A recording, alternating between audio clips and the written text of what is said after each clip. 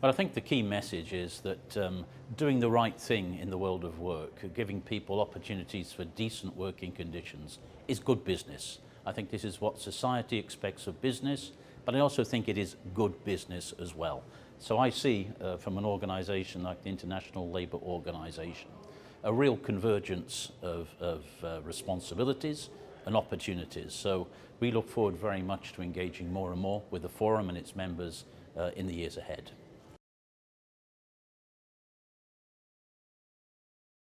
But I think there's a major debate going on around the world about the future of work. What will the future of work look like in 5 years, 10 years' time? People are seeing massive changes brought on by technology, the fight against climate change, demography, the uncertain course of globalization. So people are worried. And I think what we need to do together, and that means business, it means the ILO, it means governments, it means workers' organizations, is actually say very clearly, what do we want our future of work to look like, and then sit down together and work out how we need to bring that about.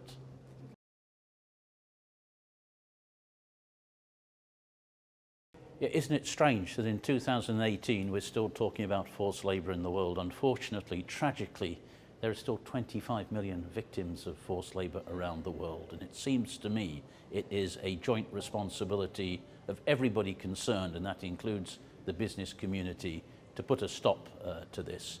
I think the global effort on forced labour has to engage business, has to involve the Forum, and can do. And I'm delighted that the call to action from this Forum moves us very, very quickly forward. 3 basic principles to which everybody can sign up.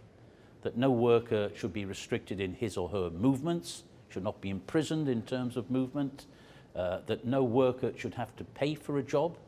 If there's any costs involved in recruitment, it should be the employer who pays. And thirdly, there should be no coercion in the world of work. Nobody should be forced to work. I think if we can act on those 3 basic principles, we'll be going a long way to putting in place the protections that we need to see.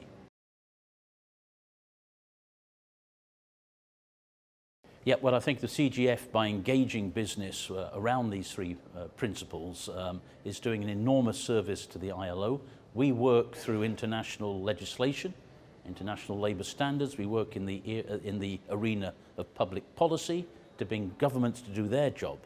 I think the Forum complements our work by bringing the business community, their influence, their power to clean up supply chains where that's required. And so I think we have a real how can I put it, we can bring it together and produce the results that we want.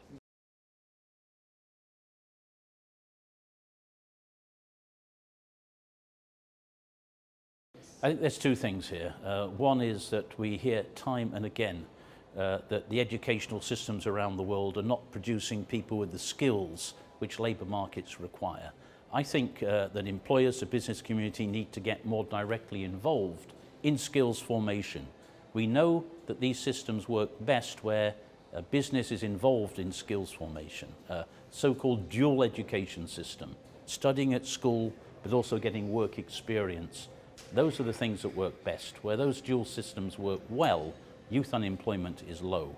And the other thing is we need to align access to quality education up to a certain age with admission to the labour market.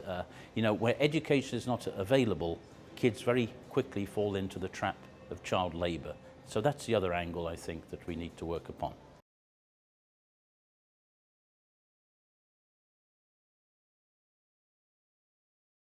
Yeah, we're looking for 50 ratifications for our protocol on forced labour by the end of this year. And as you've said, Thailand has just ratified. This means that Thailand, a country which unfortunately has known severe problems of forced labour and problems which have infected global supply chains, has now taken on a legal obligation, accepted a legal obligation to prevent and to protect victims. So I think that it is now open to business, which is working in Thailand, to hold the government to its responsibilities and at the same time take advantage of the government's new commitments to clean up supply chains, which we know have caused trouble in the past. So I think it's a very important step.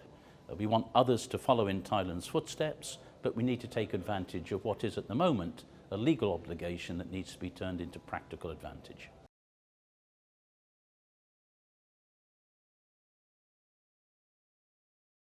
I think what these images show us is the absolutely unacceptable face of the world of work. The fact that we still have to talk about modern slavery in the world.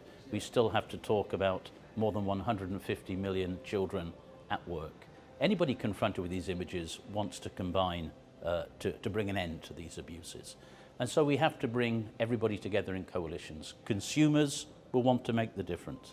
Governments have a duty to make the difference. And business, good business, will also want to join this fight and have the capacity to make a big difference.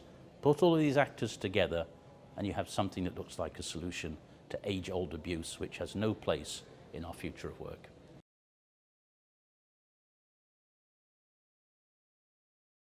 Get engaged.